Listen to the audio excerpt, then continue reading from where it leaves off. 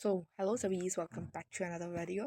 अगर आपने इस वीडियो का पहला पार्ट नहीं देखा तो मस्टली पहले उससे देख लो, वरना ये वीडियो आपको समझ नहीं आने वाली। ओके। और हाँ, चैनल पर अगर नए हो तो चैनल को सब्सक्राइब कर दो, वैसे मोस्टली आप इसे नहीं होगे। ओके। और वीडियो पसंद है तो लाइक भी कर देना। चलो स्टार्ट करते हैं वीडियो को। बाय द वे, वीडियो वहीं से स्टार्ट हुई जहाँ से ख़त्म हुई थी, तो बिना देरी के तो फिर हमें बता रही होती यहाँ पे।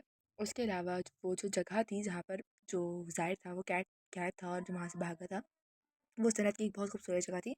और जहाँ तक फिदा को याद है नॉवल के बारे में, उसमें ऐसा कहीं पे भी नहीं लिखा हुआ था कि जो ज़ाहिर था उसने ब्रिलॉफ्स की फैमिली के अंदर गुलामी की थी और काम किया था। फिर फिदा का मैं बोलती है मुमकिन है तब कोई प्लॉट खुलना बाकी हो नावल का। फिदा कहती है वैसे भी मैं ज़ाहिर को लेने जाने वाली थी वहाँ पर, वो जो बाज़ार है स्लेव्स का, तो क्या ये मेरे लिए एक अच्छी बात है कि वो खुद यहाँ आ गया है। फिर फिदा की बड़ी बड़ी प्यारी प्यारी नीली आंखें दिखाई जाती हैं और उसे कोई बुला रहा होता है आका कह के। क्या कह के? आका, मतलब मास्टर। ये और कोई नहीं, ज़ाहिर होता है। वो पूछता है फिदक से, आका मेरा अगर मेरे लिए कोई काम नहीं है तो क्या मैं यहाँ से जा सकता हूँ? फिदक उसे रिस्पॉन्स देती है और कहती है ओह हाँ जाओ। जो ज़ाहिर है वो बहुत पोलाइटली वो करता है और घूम के चला जाता है। अब फिदक जो है वो दिल में सोच रही थी कैसा तरीका था, उसे यहाँ से जाने की इतनी क्या जल्दी थी। तो पीछे से जो दो नौकरानियाँ खड़ी हुई थी ना, वो दोनों आपस में डिस्कशन कर रही होती हैं। फिर एक नौकरानी फिदक से कहती है क्या कहते हैं, माई लेडी क्या आप उसे ऐसे भेज के आप खुश हैं? फिदक घूमती और कहती है हाँ, क्या कहा तुमने? नौकरानी बहुत घबरा जाती है, जैसे कि आप देख सकते हो पिक्चर के अंदर, और घबरा के कहती है नहीं मैंने कुछ नहीं कहा। जैसे ये नौकरानी बहुत अजीब है, जो इनके मुंह में आता है बोलती रहती हैं और ऊपर से फिर देखो ऐसे घबराती हैं और मुकर ही जाती हैं अपनी बात से। वो कह नौकरानी जो था ना, वो कहती है कि मैं बस हैरान थी, आपने उससे आम दिनों के मुकाबले में बहुत जल्दी भेज दिया है ना, इसलिए तो मैंने बोल दिया ये सब। फिदक दिल में सोचती है आम दिनों से जल्दी? क्या मेरे रिबॉर्न होने से पहले फिदक ने उसके साथ कुछ किया था? फिर वो नौकरानियों से ना ऊंची आवाज़ में पूछती है, बोलती है कि बताओ मैंने उसके साथ क्या किया था, मतलब बहुत गुस्से में पूछती है, ठीक है? कुछ किया था बताओ, मुझे कुछ याद नहीं है। तो क्योंकि वो मतलब वो नौकरानियों को बताती है मैं इस घोड़े से गिरी थी ना, इसलिए मुझे तो कुछ याद नहीं, बताओ मैंने उसके साथ क्या किया था। जो नौकरानियाँ ना वो बहुत घबरा जाती हैं और फिर तक पूछते बोलती है कि बस मुझे बताओ ना मैंने क्या किया था, मैं तुम लोग कुछ नहीं कहूँगी, मैं गुस्सा नहीं होंगी, बताओ ये मेरे लिए मददगार बात होगी, मुझे जानना है। और जो नौकरानी है ना वो झिझक रही होती हैं कुछ बताने से पहले। उन दोनों नौकरानियों में से एक कहती है एक्चुअली वो कहती है एक्चुअली आपने उसे पहले दिन से ही बहुत हकारत ट्रीट किया था, उसे बहुत चीप समझा था और बहुत गिरे हुए तरीके से उसको ट्रीट किया था। आपने तो उसे ये भी कहा था कि आप उसके काले बालों की एक झलक भी नहीं देखना चाहती हैं। अ, फिर फिर वह नौकरानियाँ बताती हैं आपने उसे हुक्म दिया था कि वो अपने कंधों पे पानी ला के आपके लिए बाटप में भरे, जबकि आप उस पानी को एक नलका खोलने से भर सकती थी। उसके अलावा आप जब भी बुरे मूड में होती थी या परेशान होती थी, आप उसे कोड़ों से मारती थी। फिर तक बहुत टेंस हो जाती है, बहुत टेंशन में ना आप देख। हाँ। फिर वो तंजिया मुस्कुराहट के साथ हंसते हुए सोचती है वाह क्या किया है तुमने, मतलब मैं वो खुद थी जिसने अपने मौत के कागजात पर दस्तखत किए और मैंने खुद अपने पाँव पे कुल्हाड़ी मारी है। बेशक इन हालात को देख के तो लगता है उसके साथ बिल्कुल ठीक हुआ था। जाहिर को बेशक ऐसा ही करना चाहिए था, उसे यही करना चाहिए था कि मैं मेरे दिल के आर पार तलवार कर देता। नौकरानी से तो नौकरानी से पूछती है मैडम जो स्लेव मार्केट है उसके बारे में क्या आप वहाँ जाना चाहती हैं? मैं आपकी कल के लिए तैयारियाँ शुरू कर दूँ? तो जो हमारी पिता क्या वो कहती है नहीं। फिर विदा कहती है भूल जाओ उसके बारे में, मुझे वहाँ नहीं जाना। फिर बताया विदा अपने बिस्तर पे लेटी होती है और वो हमें कहती है आज की रात जब से मैं यहाँ पे रिबॉर्न हुई हूँ मुझे पहली दफ़ा ख्वाब आया है। फिर वो हमें बताती है कि वो जो ख्वाब था ना वो अरसकान को खोजने के बारे में था स्लेव मार्केट में। फिर वो कहती है ज़ाहिर मुझे बहुत बुरी हालत में मिला था स्लेव मार्केट के अंदर। वो कहती है उसके जो बैक पर वो जो एंशियंट टैटू था उसको मैं फ़ौरन ही पहचान गई थी। वो कहती है उसकी बॉडी पे वो जो टैटूज़ बने हुए थे वो दर्जनों टैटूज़ इस बात की गवाह थे कि उसके ऊपर बहुत टॉर्चर करके ज़बरदस्ती उस पर एक्सपेरिमेंट किया गया था। ये दर्जनों टैटू उसके जिस्म पे बनाए गए थे बस इसलिए ताकि उसके अंदर वो ancient living powers living weapon की जगाई जा सके। जब वो मेरे सामने आया था वो एक आम आदमी की तरह दिख रहा था जिसमें स्पेशल पावर्स थी, जो इस बात की गवाह थी कि मैं भी पावर हासिल कर सकती हूँ नोकेशी की तरह। जब एक सादा मतलब एक आम मामूली इंसान के पास पावर्स हो सकती हैं, एबिलिटीज़ हो सकती हैं, तो मेरे पास क्यों नहीं? वो एलिमेंटल एबिलिटी जो पानी को कंट्रोल करने में मदद करती है। वो कहती है वो ताकत जो कि यमुना से बिलोंग करती है वो मेरे पास भी हो सकती हैं। बस इसलिए उसने एक्सपेरिमेंट करना शुरू कर दिया ज़ाहिर के ऊपर। वो कहती है पहले तो मैंने इसे सीक्रेट रखा तब तक के लिए जब तक कि ये लीगल ना हो गया। फिर हमें बताया जाता है कि जो फ़िदक है ना वो ज़ाहिर को टॉर्चर कर रही है, as you can see guys. फिर वो ज़ाहिर से कहती है तुम्हारे पास कोई तरीका नहीं है इस बात को झुठलाने का कि तुम्हारे पास कोई एबिलिटी नहीं है।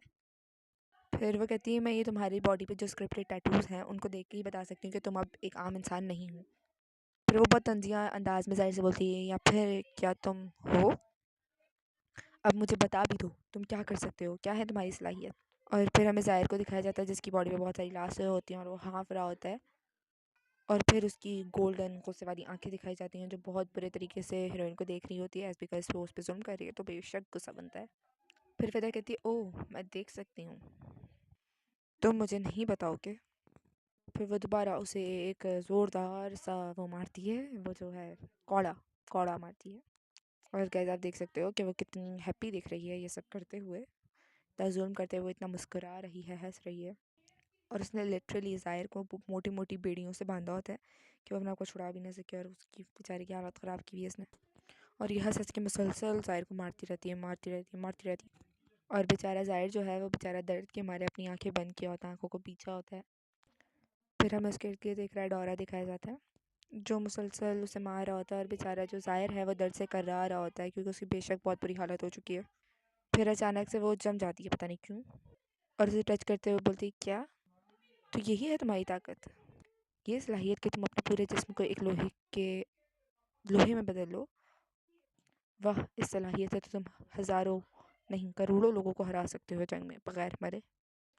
तो फिर देखते हैं कब तक तुम ज़िंदा रहोगे हमारी इस जेल में। और ज़ाहिर जो है वो बहुत हैरानी से परेशानी से देख रहा होता है कि अब ये मेरे साथ क्या करने वाली है, इसने मुझे इतना तो टॉर्चर कर लिया है कि मैं ज़ाहिर। तो फिर पीछे से आवाज़ आती है मुझे जागना है, मुझे उठना है। और फिर हमें ज़ाहिर दिखाई जाता है तो जो बहुत दांत अपने बीच रहा होता है ऑब्वियसली दर्द की वजह से। फिर आवाज़ आती है स्टॉप, रुक जाओ। और फिर आवाज़ आती है स्टॉप इट। और ये आंखें मेरे हाथ फिदक की, तो फिदक जो है वो जाग जाती है और वो बहुत घबराई हुई होती है, as you guys can see. और फिर वो उठ के बैठती है और मतलब सोच रही थी क्या ये वही था, क्या ये ड्रीम था? मेरा नहीं ख्याल ये ड्रीम था, ये सब मेमोरीज थी पुरानी फिदक की। जो पुरानी फिदक थी उसने सिर्फ और सिर्फ ज़ाहिर को टॉर्चर नहीं किया था बल्कि उस पर एक्सपेरिमेंट भी किया था, और उसके बाद उसको कैलोआ एम्पायर में भेज दिया था। मुझे समझ नहीं आ रही उसे ये सब करके क्या ही हासिल हुआ होगा। तो तो इसका मतलब अब ज़ाहिर मुझसे बदला लेने आया है। मुझे कुछ ना कुछ करना ही होगा ताकि उसके दिल में मेरे ख़िलाफ़ जो भी बुराइयाँ हैं ख़त्म हो जाए। उसके बाद फिदा किसी के कमरे का दरवाज़ा खोलती है और कहती है ज़ाहिर। फिर हमें फिदक दिखाई जाती है जो बहुत शॉक्ड होती है और प्लस ब्लश भी कर रही है, उसका मुंह खुला हुआ है। पता नहीं ऐसा क्या देख रही है इस लड़की ने। ओह, तो सामने होता है ज़ाहिर जो कि अपना मुंह पोंछ रहा होता है। वो फिदक से कहता है मास्टर क्या चीज़ आपको यहाँ पर ले आई, क्या आपके पास मेरे लिए कोई और काम था? और फिदक हैरानी से उसे देख रही होती है। कहती है मुझे एहसास नहीं हुआ मैं कब इस कमरे में पहुँच गई, और वो मुझसे बहुत मोहतात है। बेशक मैं उसको ब्लेम नहीं कर सकती इस बारे में क्योंकि ये वो मैं ही थी जिसने उसको इतना मोहतात किया। फिर वो अपने दिल में कहती है मगर अब से चीज़ें बदल जाएंगी।